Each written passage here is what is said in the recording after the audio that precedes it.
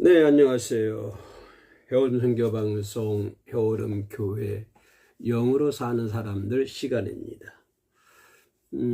월요일, 수요일, 금요일 9시에 여러분들과 함께 라이브로 함께 하려고 하는데 저번 월요일 깜빡했어요.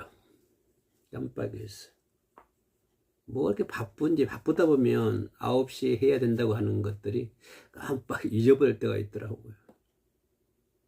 근데 깜빡한 것들이 자주 일어나면 안 되는데, 그죠?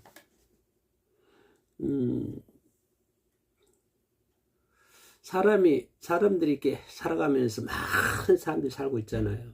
전 세계적으로 따지면 뭐 수십억 인구가 살아가고 있는데, 사람들이 참 너무 바쁜 세월 바쁜 시간대 보는 것 같아. 바쁜 시간대. 초등학생들은 저도 초등학생 손녀가 있습니다만은 초등학생 그 애한테 물어보면 그 애도 바빠요. 3학년인가 4학년인가 됐는데 그 애도 바쁘고 그 애도 4학년짜리도 바빠요. 4학년짜리도 초등학생들도 바빠. 그러면 어린아이들 어떡해요? 조그만 막 태어난 어린아이들 그 애들도 바쁠 것 같아요. 막 이렇게 뭘 거 찾아야 되고 우려해야 되고. 그러니 뭐 어른들이 어찌 바쁘겠습니까? 조금은 아무것도 모르는 초등학생들도 바쁘다고 그러는데. 근데 지나치게 요즘 시대는 바쁜 시대에 살고 있는 것 같아요. 너무 바빠요. 항상 사람들이 이렇게 뭐 가끔 지하철을 탄다든가 이렇게 버스를 타보면 또 그렇게 지하철 타고 갈 때, 버스를 타고 갈 때 그 주변 지나가는 사람들 보면 항상 뭔가 쫓기며 살아가는 것 같은 그런 피곤한 얼굴들, 피곤한 표정, 피곤한 행위, 또 피곤한 발걸음. 모든 사람이 다 똑같은 것 같아요. 젊은이는 젊은이대로, 또 나이 드신 분들은 나이 드신 분대로 그렇고. 뭐 이렇게 막 바쁘게 살아가고 있는데, 바쁘게 살아간 만큼 실속은 별로 없는 것 같아. 실속은. 열심히 뭔가 많이 움직이는데, 되어진 일은 하나도 없는 것 같아요.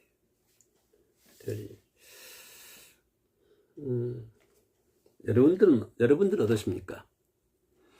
바쁜 만큼 실속이 있습니까? 많이 움직이는 것만큼 많이 되어가고 있습니까? 이 주변 사람들 얘기를 들어보면 다 불만이에요. 그렇게 바삐 움직이고, 뭔가 많이 움직이고 바삐 살고 있는데, 그렇게 사는 만큼 뭔가 잘 이루어지지 않는 거. 그죠? 항상 부족하고 맨날 쫓기고 사는데 부족한 것 같아요. 쫓기고 사는데 그렇게만 뭐 살아간다고 하면 인생이 그러려니 하고 뭐 지나겠지만, 그렇게 바삐 살다 보면 뭐가 문제냐면 자기를 돌아볼 시간이 없다고 하는 거예요. 내가 누구지? 나를 돌아볼 시간이 없을 정도로 그렇게 바쁘고 그렇게 많이 움직이는데 이루어진 건 아무것도 없고, 그죠? 그냥 내 자신이 돌아볼 시간이 없다. 그래서 조금 덜 분주해 줬으면 좋겠어요. 덜 바삐. 그죠? 막 그냥 이렇게 톱니바퀴처럼 돌지 말고, 그죠? 한 번쯤 멀리 좀 이렇게 돌아서서 자신을 발견할 수 있는 그런 시간들도 필요하지 않을까 그렇게 생각을 합니다. 베드로 선생은 이렇게 얘기한 적이 있어요. 거듭난 것이 썩어질 수로 된 것이 아니요 썩지 아니할 씨로 되어 있다. 우리는 신학적인 용어로 중생해야 된다고 말씀하잖아요. 중생해야 된다. 다시 말하면 다른 말 표현하면 거듭나야 된다. 다시 태어나야 된다. 이렇게 해야 되는데 우리가 거듭날 수 있는 것들은 썩어질 것 된 것이 아니고 없어지는 걸로 인해서 내가 거듭나는 것이 아니라, 그죠? 없어지는 것이 무엇입니까? 뭐 세상에는 영원한 건 아무것도 없잖아요. 물질이라든가 또 권력이라든가 특히 그 허상, 이 마귀들이 성도들 유혹하는 거죠. 허상 같아요. 허상이라고 하는 걸 심어줘가지고 그 허상을 쫓다가 인생이 다 끝나버리는 거. 그런 것들로 인해서 내가 거듭난 것이 아니라 내가 거듭날 수 있었던 것은 썩어지지 아니하는 생명. 그 생명, 썩어지지 아니하는 영원한 생명으로 인해서 내가 거듭난다. 그래서 이 생명은 움직이는 거잖아요. 생명을 살아있다고 하는 것은 움직인다고 하는 것이죠. 생명은 살아있는 것이다 라고 하는 것입니다. 그래서 내가 나를 움직이는 것이 아니라, 성도는 내가 나를 움직이는 것이 아니라 나를 움직이는 것은 하나님의 생명으로 내가 움직여야 된다라고 하는 것이다. 내가 가지고 있는 어떤 지식, 내가 가지고 있는 그 어떤 것으로 내 속사람을 움직이는 것이 아니라 내 속사람을 움직이는 것은 무엇이다? 하나님의 영원한 생명의 말씀이다. 그 생명은 영원히 썩어지지 아니하는 씨다라고 하는 것입니다. 우리가 생활하면서 나를 움직이게 하는 것이 자꾸 어떤 내 능력으로 나를 움직이려고 그래요. 우리가 신앙생활에서 거듭나는 것도 어떤 내 능력으로 인해서 거듭나려고 그러고, 내 능력으로 인해서 뭔가를 하려고 그래요. 내 능력에 의해서. 근데 아다시피 내 능력으로 할 수 있는 건 아무것도 없습니다. 내 능력은 뭘 할 수 있겠어요? 그죠? 내가 내 능력으로 신앙생활 하는 것도 더더욱 아니고, 이 구약이나 신약이나 이렇게 그 하나님의 종들, 그 선지자, 예언자들, 또 신약시대에 와가지고 제자들, 이런 분들 살아가는 것을 보면, 살아가는 모습들 이렇게 보면, 그들이 살아갈 수 있었던 비결은 그 하나님에 의해, 생명에 의해서 움직이는 것이죠. 생명에 의해서. 그들이 세상적인 한계에 의해서 그들이 움직여지고 바꿔진 것이 아니라, 어떤 세상적인 어떤 물질이라든가 세상적인 문화라든가 세상적인 어떤 문명이라든가 이런 것들로 인해서 그들이 변화되고 그들이 살아가는 것이 아니고, 그들이 속사람이 변화된 것이 아니고, 그들을 그렇게 살 수 있게끔 만드는 것은 하나님의 생명이다라고 하는 것입니다. 구약시대의 그 선지자 예언자들이 그렇게 살아갈 수 있었던 비결은 하나님의 생명의 말씀이라고 하는 것입니다. 신약시대도 마찬가지죠. 제자들이라든가 바울이라든가 이런 분들 살아가는 거 보면, 인생 살아가는 걸 쫙 이렇게 살펴보면은 그들은 오직 자기의 어떤 능력으로 하는 것이 하나도 없어요. 구약이나 신약이나. 자기 능력으로, 자기 힘으로, 자기 능력으로 자기를 변화시키고 내 속사람을 변화시키고 내 속사람을 성장시켜서 이렇게 해나가는 것은 한 명도 없습니다. 한 사람도 없어요. 아마 그런 사람은 생기에 기억되지도 않았겠죠. 오직 그들에게는 그들이 그렇게 살아갈 수 있었던 비결은 영을 썩지 아니하는 그죠, 형체와의 원리죠. 형체와의 원리. 그들이 그렇게 살아갈 수 있었던 것은 오직 썩지 아니하는 하나님의 말씀. 다시 말하면 생명이라고 하는 것입니다. 그들은 생명에 의해서 그렇게 변화가 됐고 생명에 의해서 그렇게 살아갈 수 있었던 것입니다. 자기 능력으로는 할 수 없는 거예요. 베드로도 자기 능력을 했을 때 예수를 부인했었고 예수가 잡혔을 때 이렇게 매콤 고향으로 가지 않았습니까? 그러나 그들에게 영생이 주어지고 뭡니까? 성령이 주어질 때 그들은 변화돼서 그 성령에 의해서 하나님의 생명의 말씀에 의해서 이렇게 변화되고 살아가는 것이죠. 그들이 단 한 번도 어떤 자기의 능력, 자기의 힘으로 살려고 한 적은 한 번도 없었습니다. 막 그렇게 살았도록 한다면 그들의 삶은 실패할 수밖에 없었던 것이죠. 오늘날도 마찬가지입니다. 오늘날도 우리가 신앙생활 하면서 많은 사람들이 뭐 만 년 전, 수만 년 전, 수천 년 전에, 수백 년 전에 또 앞으로도 후에 몇백 년, 몇천 년 후에도 이렇게 믿으며 살겠죠. 하나님을 믿으면서. 왜냐하면 하나님 말씀은 세상 끝날까지 일점일하게 변하지 않고 있으니까 계속 하나님을 믿겠지. 그러나 하나님을 믿는다고 해서 다 천국 가느냐? 그것은 아니라고 하는 것입니다. 뭐에 의해서? 생명에 의해서 움직이는 사람, 형체와의 원리를 다 가지고 있는 사람들, 이런 사람들만이, 그죠? 그의 하나님 생명에 의해서 속 사람이 많이 움직인다고 하는 것입니다. 그래서 말씀에 운동력이 있는 것이죠. 생명이 있는 것은 생명에 의해서 그들의 속 사람이 많이 움직인다고 하는 것입니다. 많이 움직인다고 하는 거죠. 그래서 많이 움직일 때, 그들의 생명에 의해서 속 사람이 많이 움직일 때 말씀에 운동력이 있어가지고 그 사람들이 병자에게다가 손을 얹고 기도할 때 병자가 일어나게 되는 것이고 낫게 되는 것이고 하나님의 역사가 나타나는 것입니다. 그죠? 그게 공식 아닙니까? 그렇지 않고서는 우리는 하나님 어떠한 기사와 체험도 할 수가 없는 것입니다. 그러면 속 사람이 예수에 의해서 움직여야 되는데, 그죠? 내 속 사람이, 겉사람은 세상적인 육신적인 사랑에 의해서 성장을 하지만 우리의 속 사람은 하나님의 사랑에 의해서 성장하게 됩니다. 성숙하게 됩니다.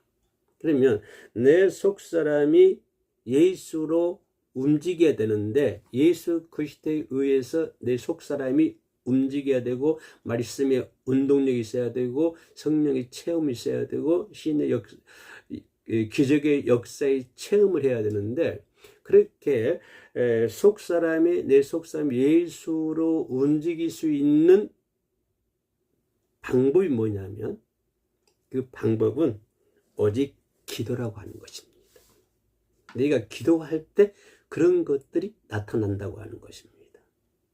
내가 기도할 때 예수 그리스도에 의해서 내 속 사람이 변화되고 내 속 사람이 성장하는 것이고 그래서 말씀의 운동력에 대해서 예수 그리스도의 기사 이적을 체험할 수 있는 것이고 머리에 손을 얹고 병든 자에게 손을 얹고 기도하면 병든 자가 낫는다고 하는 것입니다. 기도는 영의 운동력입니다. 기도는 영의 운동력이에요. 기도하지 않으면 아무것도 나타나지 않습니다. 그러나 기도하면 이루어지고 나타납니다. 직분이 그 사람을 인증해 주는 거 아니에요. 살아있는 말씀에 의해서 움직이는 거예요. 목사라고 해서 되는 것도 아니고, 그죠? 장로라고 해서 되는 것도 아닙니다. 오직 기도는 영의 운동력이기 때문에 기도는 영의 운동력이다. 예수 그리스도를 통해서 나로 하여금 내 속사람이 성장하게끔 만드는 것이 기도라고 하는 것입니다. 기도. 그래서 성도의 삶은 기도의 본질인 것 같아요. 본질. 기도는 정의요. 기도의 정의, 기도의 본질.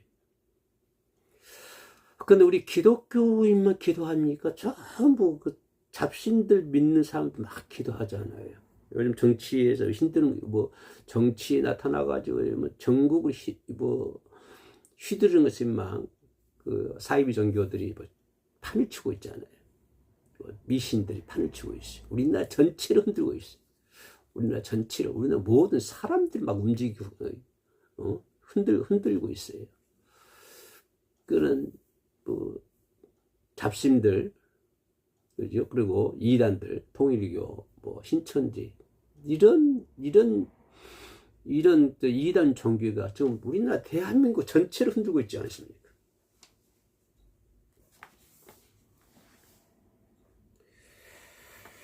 참 안타까운 심정이죠. 우리나라 기독교 인구가 1,000만이 넘어간다 하는데, 1,000만이 넘어간다 하더라도 그런 걸 바로잡을 능력이 우리 한국 교회에 없나 봐요.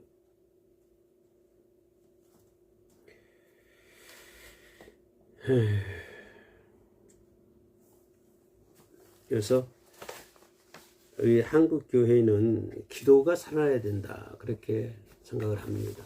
어떤 형식적인 외식적인 기도가 아니라 정말 머리털을 깔고 옷을 찢고 머리털을 깎는 그런 아픔에, 그런 회개 운동의 기도가 우리 한국에 나타나야 되지 않을까, 그렇게 생각을 합니다. 뭐 시내에는 뭐 보면 십자가 불이 엄청 많잖아요.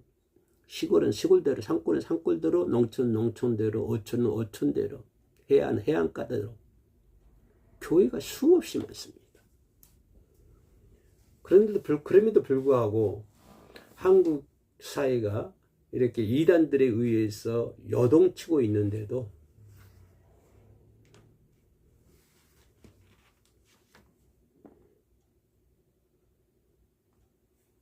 벙어리가 되어버렸어요. 벙어리가. 이것은 왜 그러냐면 기도의 본질을 기도의 정의하고 기도의 본질을 잊어버렸다, 한국 교회가. 그렇게 얘기를 합니다. 교역자들대로 기도의 본질, 기도의 정의, 입으로는 되뇌기고 입으로는 시부렁시부렁 하고 있는데 실상은 참 외식적인 것이고, 정말 예루살렘 교회에서 장사치들을 말하는 성지를 청소하는 주님께서 다 청소해야 할 대상들이 아닌가, 이렇게 생각을 합니다. 기도의 정의가 사라져버렸고 기도의 본질이 없어지는 국가가 되어버렸다라고 하는 것입니다. 여러분 생각은 어떻습니까?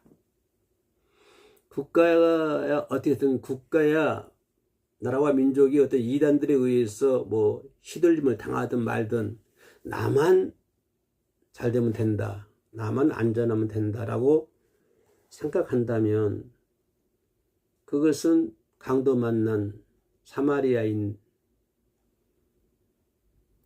다가갔던 바리새인들 똑같잖아요. 그런 사람들, 율법주의자들하고. 기도는 간단히 말하면 하나님과 나와의 대화잖아요. 인격적인 만남이잖아요. 기도는 인격적인 만남. 그래서 기도는 성경에서 일방적으로 가르치는 건 아니잖아요. 그러면 인간은 왜 하나님께 기도를 해야 되는가? 기도하지 않으면 왜 아무것도 할 수 없는 건가? 기도는 성경에서 기도 일방적인 요청이 아니죠. 일반적인 요청이 아니라 뭐냐면 성경에서 말하는 기도하라고 하는 것은 성경에서만 일방적으로 요구하는, 일방적으로만 요청하는 그런 것이 아니라고 하는 것입니다. 기도는 하나님과 내가 소통하는 거예요. 성경에서 일반적인 요청이 아니에요. 내가 하는 거예요. 기도는 하나님과 내가 소통하는 거예요. 대화하는 거예요. 그러면 기도하지 않으면 그런 대화가 막혔다고 하는 것이죠. 소통이 막혔다고 하는 것이죠. 소통이 막혀버리면 어떠십니까? 상대방의 어떤 대화가 없다 보니까 아무것도 일어나지 않는다고 하는 것입니다. 요즘 한국 사회에서 문제가 되는 것이 가정에도 대화가 없어요. 심지어는 부부간에도 대화가 없습니다. 자식과 부모 간에도 대화가 없고. 이것이 처음에는 그 문제가 조금 있다 할지라도 세월이 흐르다 보고 시대가 흐르다 보면 그것이 결국에는 큰 문제가 됩니다. 처음에는 작았던 문제들이 시대가 흐르다 보면 그것이 큰 문제가 되고 결국에는 가정의 문제가 되고 사회의 문제가 되고 그 나라의 국가의 문제가 된다고 하는 것입니다. 그것은 가장 중요한 것은 가장 작은 아래에 있는 가정이라고 하는 테두리 안에서 서로 간의 대화입니다. 소통해야 되는 것이죠. 그죠? 그래서 아무튼 좋든 나쁘든 소통을 많이 합시다. 그죠? 부부간에 소통을 많이 하고 아무튼 간에 소통을 텔레비만 보고 있지만 유튜브만 보지 말고 소통을 자주 해요. 소통도 그냥 성질로 짜증내는 소통이 아니라 편안한 소통을 할 수 있는, 그죠? 자식과로 소통을 해야 돼. 이게 대화가 너무 없는 것 같아요. 가정에. 그래서 대화가 좀 많이 하는 그런 가정들이 되었으면 좋겠습니다. 그래서 이 하나님과 나와 소통하는 것도 대화하는 것도 그것이 뭐다? 기도라고 하는 것입니다. 기도를 통해서 서로 대화하는, 소통하는 것이죠. 소통 방식이죠. 그래서 빌립보서 4장 6절과 7절에서 이런 말씀이 있습니다. 아무것도 염려하지 말고 오직 모든 일에 기도와 간구로 너희 구할 것을 감사함으로 아뢰라. 아무것도 염려하지 말고 모든 일에 기도와 간구로 너희 구할 것을 감사함으로 아뢰라. 그러면 기도라고 하는 것은 성경에서 일방적으로 사람들에게 요청하는 것이 아니라 이거는 내가 필요한 거예요. 나에게 필요한 거예요. 나에게 필요한 거기 때문에 하나님께서 성경을 통해서 그렇게 말씀해 주시는 거예요. 말씀해 주시는 거예요. 그러니까 빌립보서 나와 있는 말씀은 뭐냐면 아무것도 염려하지 말고, 아무것이 중요하죠. 어떤 것도 염려하지 말라고 하는 거예요. 어떤 것도 내가 생각할 때 작은 것이든 큰 것이든 어떤 것이든지 염려하지 말라. 어떤 일이든지 염려하지 말라고 하는 거예요. 그것이 기도라고 하는 거예요. 자, 우리가 어떤 어려움을 당했을 때 누가 얘기하다 보면 걱정하지 맙시다. 걱정하지 말고 근심하지 말고 이렇게 누군가한테 사람들이 위로받기를 좋아하잖아요.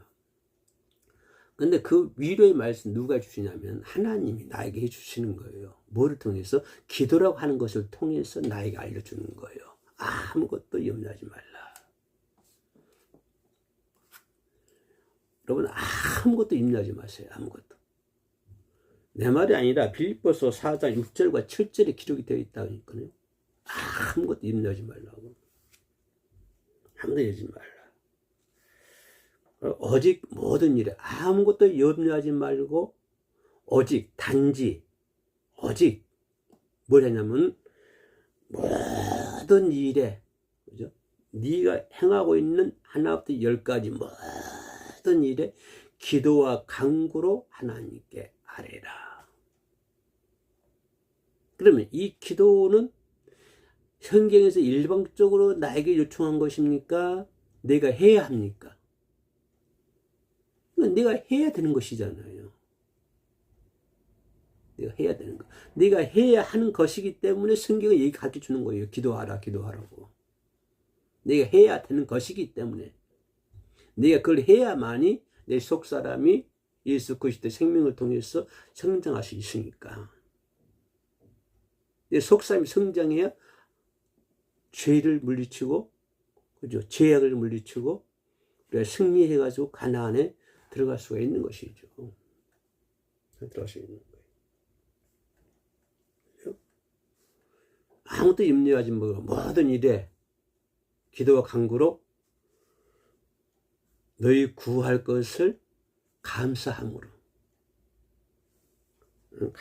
하나님께 아뢰라.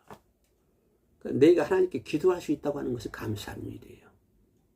그죠? 내가 아무것도 염려하지 않고 살아갈 수 있다고 하는 것도 감사한 일이고, 내가 모든 일에 기도와 간구로 하나님께 아뢰는 것도 감사한 일이고. 성경 뭐라고 그래? 감사함으로 하나님께 아뢰라. 감사함으로. 그러니까 기도는 내게 주어진 멍해가 아니라 감사라고 하는 것입니다. 축제라고 하는 거예요. 그러니까 모든 일에 아무것도 염려하지 말고 모든 일에 기도와 간구로 너희 하나님께 감사함으로 기도하라. 감사하는 마음으로 기도해라. 그렇죠? 감사하는 마음으로. 내가 기도할 수 있다고 하는 것도 감사한 일이잖아요. 생명의 하나님 말씀에 의해서 내 속사람이 성장하는 것도 감사한 일이잖아요. 내가 모든 일에 하나님께 간구할 수 있다고 하는 것도 감사한 일이지. 그러면 빌립보에서 그 다음에 뭐라고 그래? 그리하면 하고 있어. 그렇게 하면 아무것도 염려하지 말고 모든 일에 간구와 감사함으로 너희 하나님께 아뢰라. 그리하면 뭐라고 그래? 모든 지각이 되는 하나님의 평강이 그리스도 예수 안에서 너희 마음과 생각을 지켜주실 것이다. 참, 아까 내가 얘기했죠. 세상 살아가다 보면 너무 바삐 살아가는 것 같아요.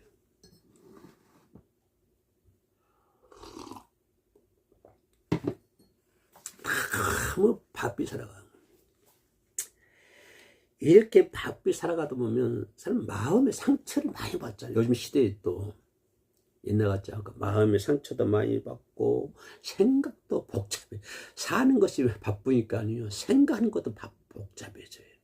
마음도 복잡하고 생각하는 것도 복잡하고 작은 것에 마음의 상처를 받기도 하고 부모에게 상처받고 자녀에게 상처받고 부부간에도 상처받고 전부 마음의 상처를 받아. 그래서 살아가다 마음에 상처받고 사는 것이 인생 같아요. 그죠? 그래서 마음에 한번 상처를 받으면 또 그거 치유하려면 한참 걸립니다. 근데 하나님께서 뭐냐면 우리가 기도를 하면 내 마음을 지켜주신다고 하는 거예요. 내 생각을 지켜주신다고 하는 거예요.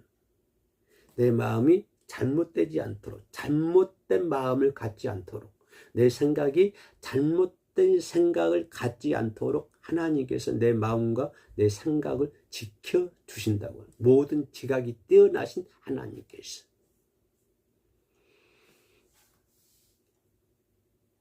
이렇게 할 수 있는 게 뭐냐면, 이렇게 할 수 있는 것이 기도라고 하는 거예요. 이렇게 할 수 있는 것이.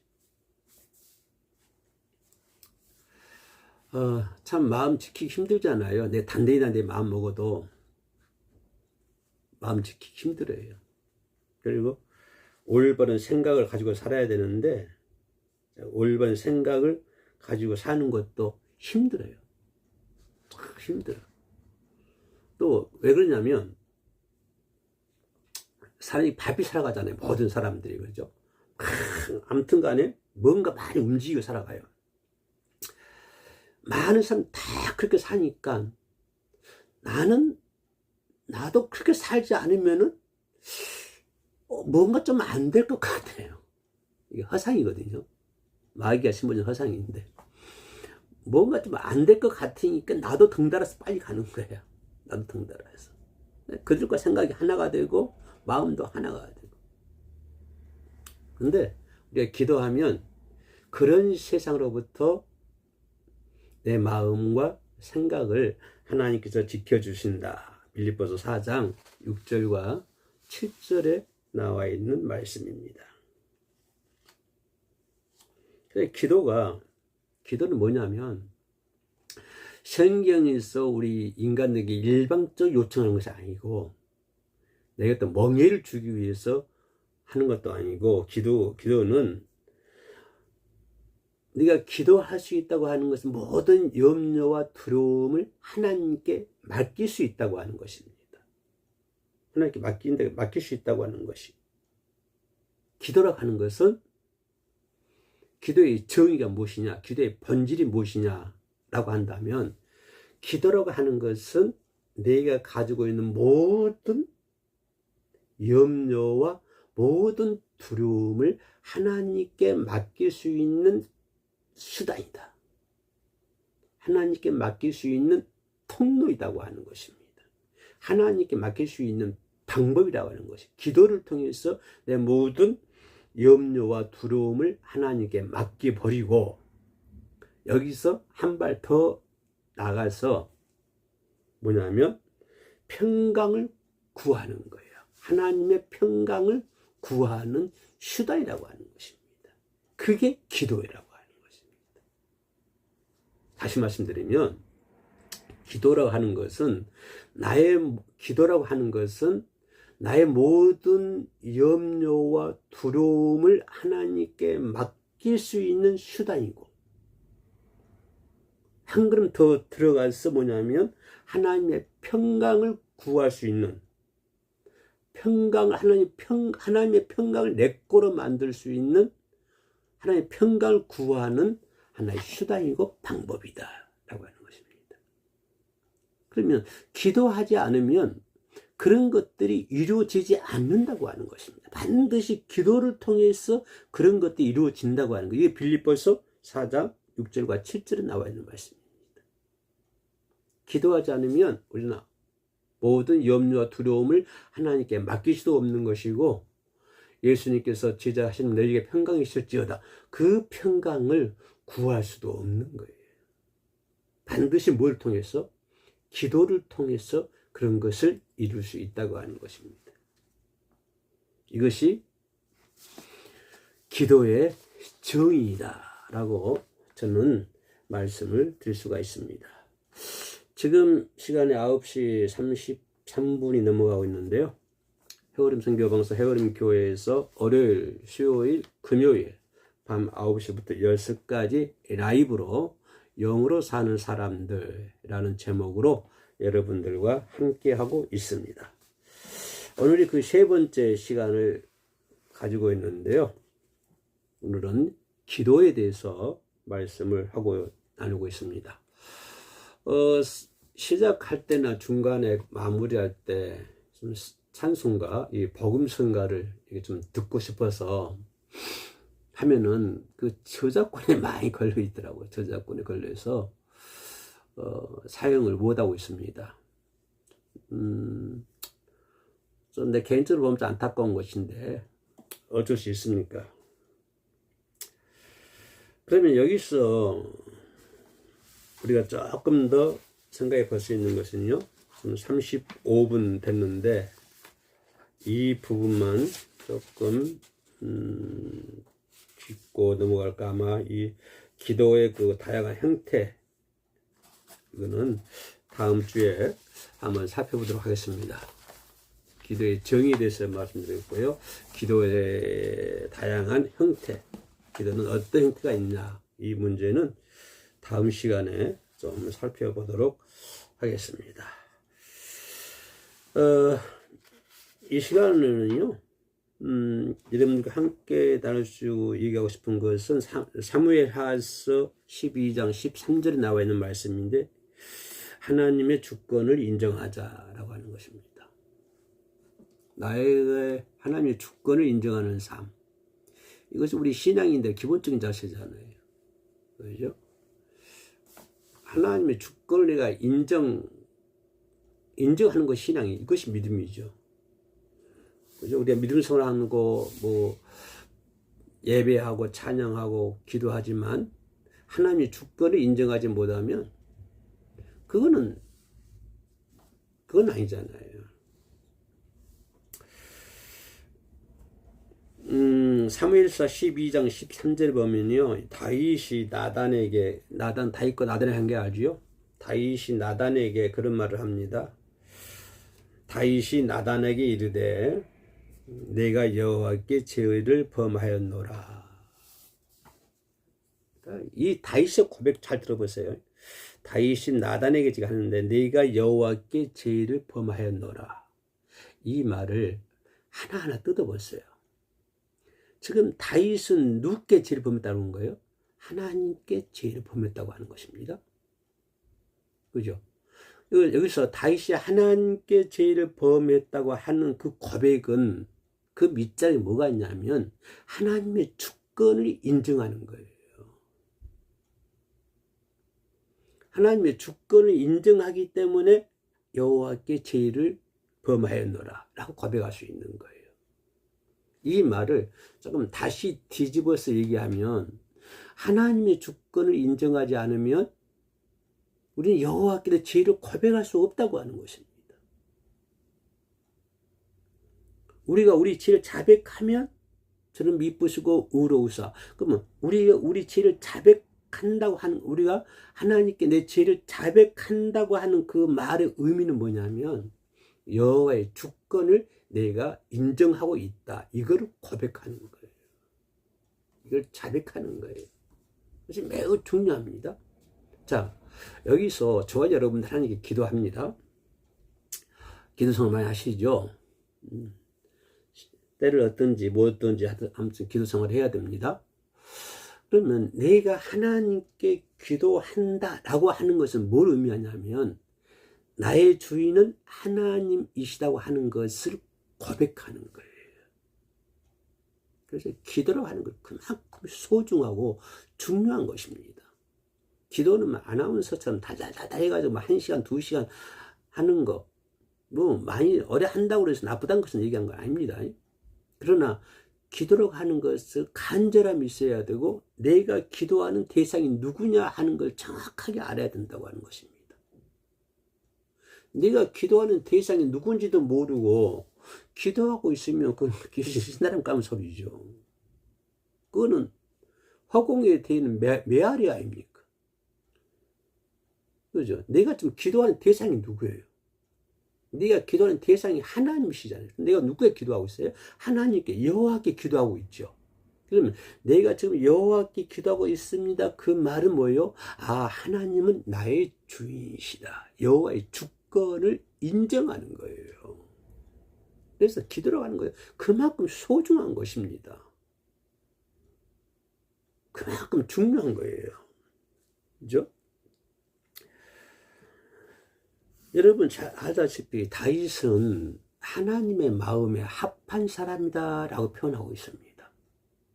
여러분 그런 말 듣고 싶지 않으세요? 나는 하나님의 마음에 합한 사람이야. 또 이렇게 생각해 보세요. 과연 나는 하나님의 마음에 합한 사람일까? 그죠? 나는 하나님의 마음에 합한 사람이 되기 위해서 열심히 기도하고, 그죠? 말씀에 순종하고 그렇게 살아가고 있어 라고 대답할 수도 있죠. 하나님께서 말씀하시기 다윗에게 너는 내 마음에 합한 사람이라 라고 칭찬을 받은 인물이에요. 다윗은 하나님께로부터 칭찬받은 인물. 우리도 다윗처럼 한번 하나님께 칭찬받고 살자고요. 응? 하나님께 칭찬받고 살아. 사람들로부터 칭찬받는 것도 매우 중요하죠. 매우 중요하지만 더 중요한 것은 우리가 하나님께로부터 칭찬받으며 생활해야 돼요. 그러면 어떤 사람이 하나님께로부터 칭찬받을까? 하나님은 다윗을 마음에 합한 사람이라고 얘기했습니다.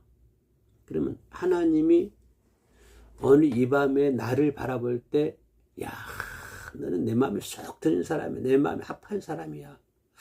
라고 얘기할까요? 그렇게 생각하십니까?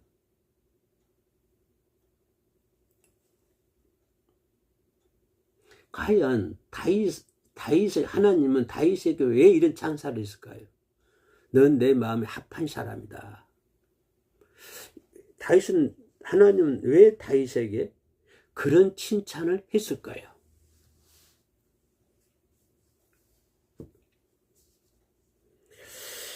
오늘 본문에 보면 사무엘하서 12장 13절입니다. 나단 선지자가 다윗을 찾아와 가지고 한 가지 비유를 들려주는 이야기를 시작을 합니다. 나단 선지자 아니죠? 나단 선지자가 다윗을 찾아와 가지고 한 가지 비유로 들려주는 이야기를 시작해요. 다윗이 밧세바와 간음하잖아요. 우리아의 아내 간음한 사건, 그죠? 잘 아시죠? 이를 은폐하기 위해서 다윗은 어떻게 합니까? 그 밧세바의 남편 우리아를 전쟁터에 내보내서 죽게 만들어 버립니다. 죽게 만들어요. 이 일에 대해서 책망을 하는 거예요. 나단이 다윗에게 책망을 해요. 자, 여기서 중요한 게 뭔지 아세요? 자, 다윗이 그런 밧세바를 범하고 밧세바의 남편을 전쟁터에 가서 죽게 만들었어요. 여기서 선지자를, 하나님께서는 뭐예요? 하나님께서는 선지자 누굴 통해 가지고 나단 선지자를 통해서 다윗에게 뭘 요구합니까? 회개를 촉구하는 거예요. 다른 것이 아닙니다. 회개를 촉구하는 거예요. 이때 나단은 마치 나단이 직접 그 눈으로 본 것처럼 다윗이 밧세바를 범하고 우리아를 죽게 만드는 거, 이런 걸 직접 나단이 목격한 것처럼 낱낱이 다윗의 수치를 드러냅니다. 수치를 드러내요. 그러면 다윗의 입장에서 봅시다. 다윗은 이 모든 일을, 이 악한 일들을 은밀히 행하잖아요. 그런 다윗의 행위를 아는 사람이 누가 있습니까? 아무도 없어요. 아주 은밀하게 행하였습니다. 그죠? 밧세바를 범하는 일, 밧세바의 남편 우리아를 전쟁터에서 보내서 죽게 하는 일, 이거 아주 은밀하게 했어요. 은밀하게, 아무도 모르게 은밀하게 했는데, 문제는 하나님 앞에서 모든 일들이 명백하게 드러나는 거예요. 명백하게 드러나는 거예요. 다윗은 은밀하게 했지만 하나님 앞에서는 명백하게 그게 드러나는 거예요. 명백하게. 자, 이럴 때 나단이 와가지고 책망을 하잖아요, 다윗을. 그러면 다윗은 지금 왕이에요. 왕이기 때문에 이걸 아무도 몰라. 밧세바를 범한 것도 모르고 우리아를 죽게 만드는 것도 몰라. 다윗만 알아요. 자, 본인만 알아. 이럴 때 나단 선지자가 찾아와서 마치 자기 본 것처럼 얘기할 때, 회개를 촉구할 때 다윗은 발 뻗을 수 있었어요. 그걸 변명할 수 있었어요. 그죠? 어떤 다른 방법으로, 어떤 다른 모습으로, 다른 생각으로, 다른 마음으로 이 나단에게 변명할 수 있었어요. 그런데 이때 다윗은요, 그 나단이 했던 말, 나단이 던지는 비수 같은 말이죠. 자기 가슴을 찌르는 말이잖아요. 밧세바를 범하고 그 남편을 죽였으니 비록 왕이지만 나단이 와가지고 칼을 꼽는 거예요. 다윗에게 칼을.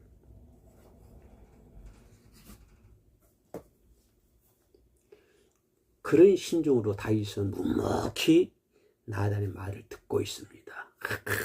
변명도 하지 않아요. 변명할 수 있었겠죠? 왜? 아무도 모르니까. 자신만 아니까. 자신만 알고 있으니까. 근데 자신만 알고 있는 사건을 나단이 와가지고 마치 모든 일을 알고 있는 것처럼, 보고 있는 것처럼 다 얘기한다 이 말이에요. 하나님 앞에서 모든 일이 명백하게 명명백백하게 나타납니다. 내가 살았던 모든 일, 내 행위, 나의 모든 일들이 명명백백하게 나타나요. 하나님 앞에서. 다윗은 아무도 모를 줄 알았지만 하나님을 정확하게 알고 계시는 거예요. 명명백백하게 알고 계시는 거예요. 다윗이 그런 아픈 마음을, 다윗의 그 마음을 칼로 던지는 거예요. 빗으로 던지는 나단이 찾아와가지고 빗으로 그냥 팍 찌르는 거, 다윗의 마음을. 이때 다윗은 아무것도 변명하지 않습니다. 아무것도 변명하지 않고 묵묵히 나단의 말을 들어요. 그리고 다윗이 고백을 합니다. 그 고백이 아까 얘기했던 사무엘하서 12장 13절 말씀이에요. 그때 다윗이 고백하는 것은 내가 여호와께 죄를 범하였노라.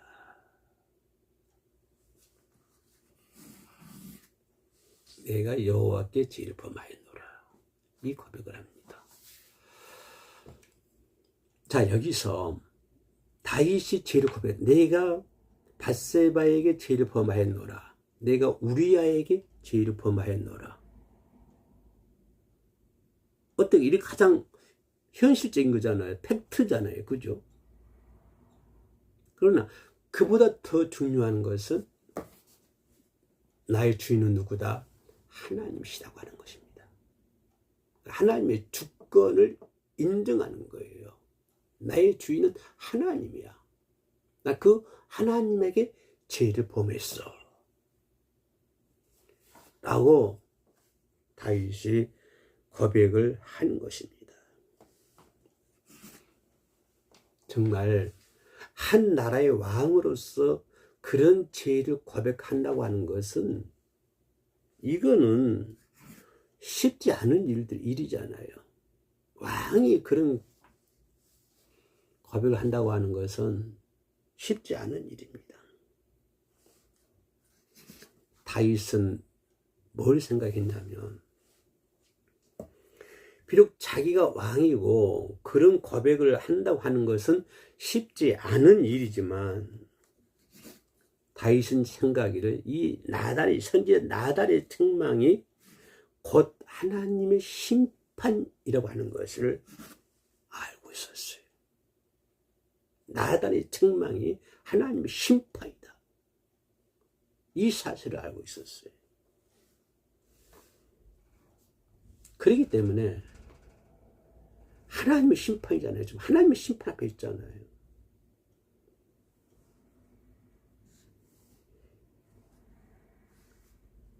하나님의 심판임을 알았기 때문에 이 다윗은 그 왕의 권세를 앞세워 가지고 자신이 지었던 죄를 무마하려 하지 않았습니다.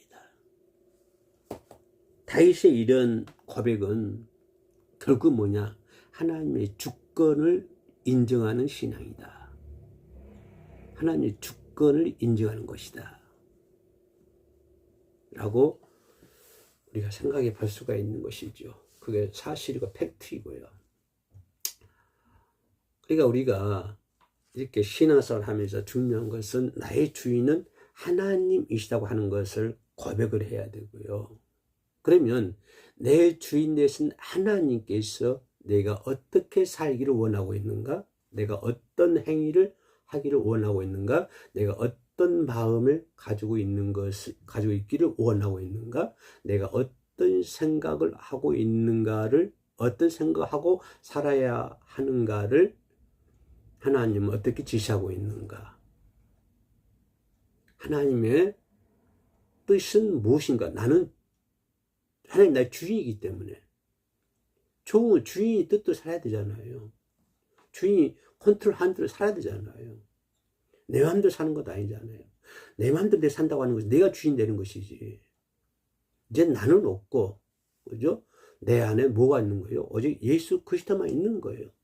오직 예수 그리스도만 있으면 나는 어떻게 살아야 돼? 내 주인 대신 예수 그리스도에 의해서 내가 움직여야 된다고 하는 것입니다.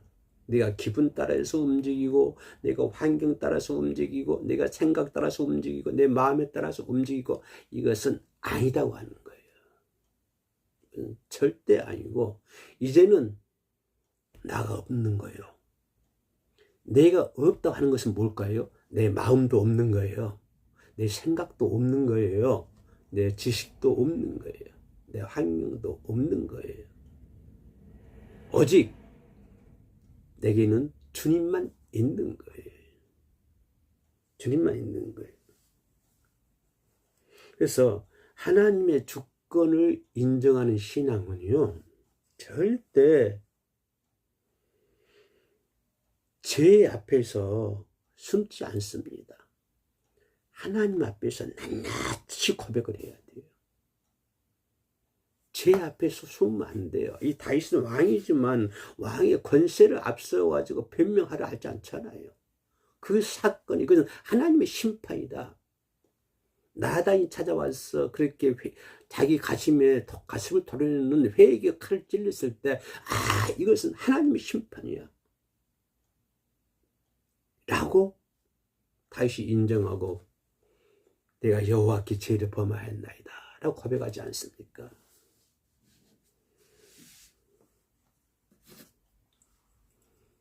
죄 앞에서 숨으면 안 돼요. 죄 앞에서 하나님께 고백해야 되는 거예요.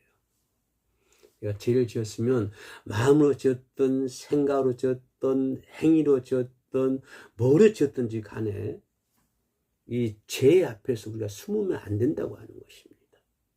죄는 다 백일하에 다 드러나게 되어 있어요. 하나님의 심판 앞에 있을 수밖에 없어요. 하나님의 심판 앞에 있는데 내가 내 죄를 숨길 수가 있겠습니까? 다윗이 다윗이 하나님이 선지 나달 통해 가지고 다윗에게 지금 다윗의 폐를 찌르고 있는데 그것이 다윗이 숨을 수가 있겠습니까? 고백하는 것이요. 변명하지 않는 거예요. 우리가 하나님 앞에 어떤 죄가 적든 크든지 간에 죄가 있으면 즉시 무릎 꿇고 하나님께 죄를 자백해야 되는 것이에요. 죄 앞에서 숨지 말아야 됩니다.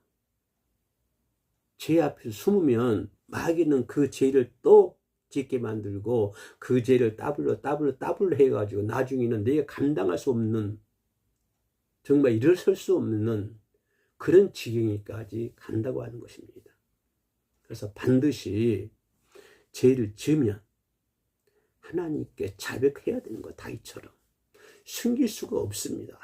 다윗 왕도 왕의 권세를 가지고 변명하지 않잖아요. 어떻게 하나님의 심판 앞에서 변명할 수 있겠습니까? 하나님, 내가 하나님은 사랑이 많으신 하나님이니까 내 잘못을 용서해 줄 줄로 믿습니다.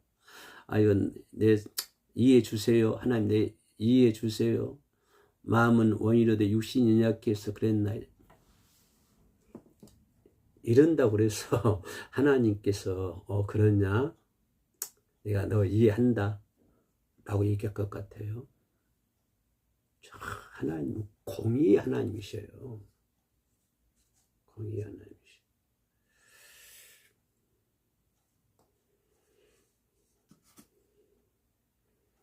바른 책망 앞에서 진실한 회개를 해야 우리가 그 죄를 사함받을 수가 있는 것입니다. 사함받을 수가 있어요. 그렇지 않으면 사함을 받을 수가 없는 거예요.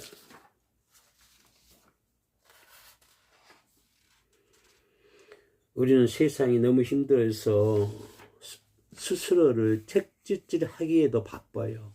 정말 바빠요. 내 스스로가 내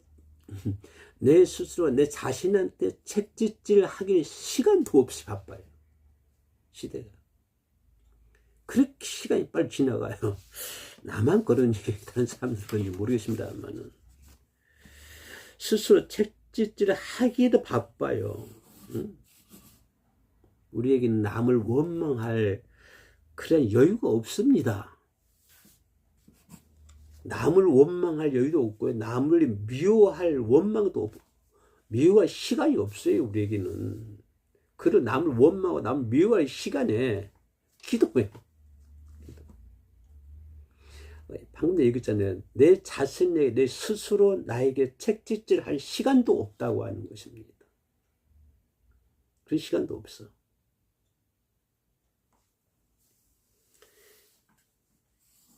남을 미워하거나 원망할 그런 여유가 없어요. 그런 여유가 없어.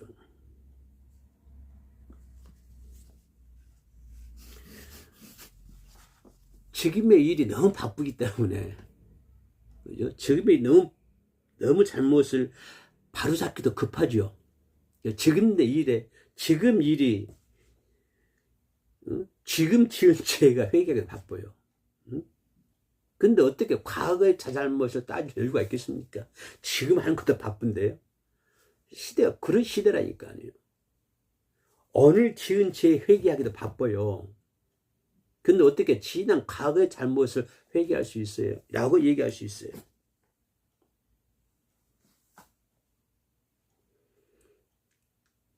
절대 남을 파괴하는 것이 아닙니다. 남을 파괴하면 안 되는 거예요. 남을 파괴할 그 여유도 없고요. 남을 미워할 여유도 없고, 남을 원망할 여유도 없어요. 남을 파괴할, 내 자신을 믿음 안에서 바로 세워가는 것이지, 그죠? 내 자신을 바로 세워가는 것 뿐이에요. 거기서 왜 남을 파괴합니까? 남을 미워합니까? 남을 원망합니까? 그런 환경 속에서 나는 내 스스로를 세워가는 거예요. 말씀으로 세워가고요. 기도를 통해서 세워가는 거예요. 절대 남을 파괴해서는 안 되고요. 남을 미워해서도 안 되고, 남을 원망해서도 안 되고요. 그럴 만한 여유도 없어요. 그럴 만한 여유도 없어요. 내 운명을 개척해 나가는 거잖아요. 내 삶을 개척해 나가는 거지. 어디 안에서? 예수 안에서. 하나님의 주권을 인정하고.